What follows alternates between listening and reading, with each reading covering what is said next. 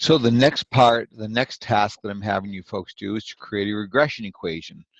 Well, as you saw in that other video, the spreadsheet gave me the regression equation right here. And the only other thing I'm asking you to do is to put it a little bit more in context. So what we're trying to predict is we're trying to predict the deaths from cancer, bladder cancer deaths. So what we can do is you use this hat notation to show that that's a predicted value. So death hat, for example, and our slope is 0.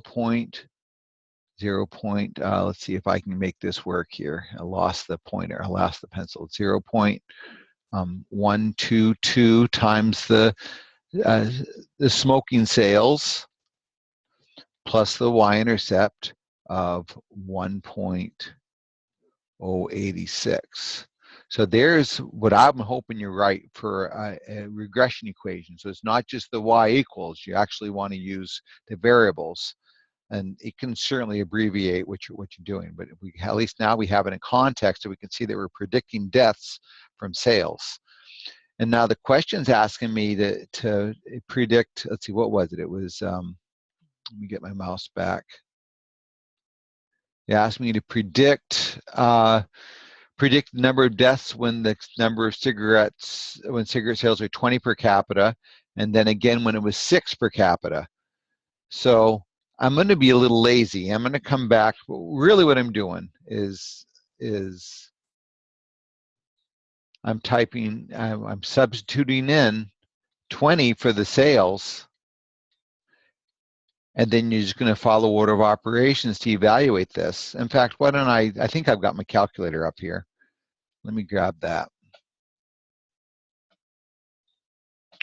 So let me drag this out of the way so we can see something. So I'm just going to type in 0.122 times 20 plus 1.086. Your Google calculator will do this also if that's what you've been using. So that tells me there's going to be 3.526 deaths per 1,000 per 100,000 people when the cigarette sales are 20. So I better write that down here.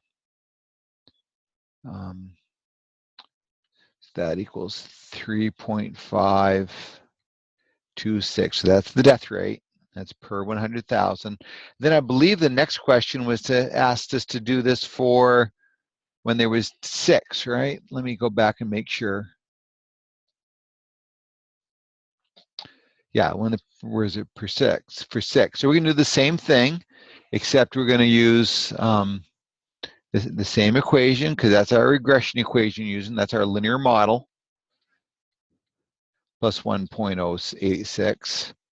Let me come back to my calculator.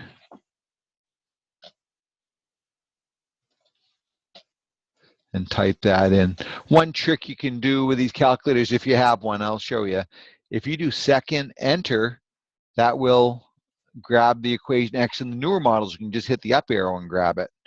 I'm just going to change that to 6 and enter it. So 1.818 deaths per 100,000 people. So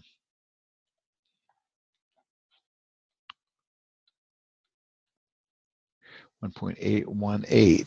Then the next question on that page is asking us, in fact, that's what I asked you to do, is to, which number of deaths did you calculate do you think is closer to the true number? Well, if you look at the data, let's go back and look at that data. Let me get that graph out of the way here. And what I'm going to do is I'm going to sort it just to make it easy to see.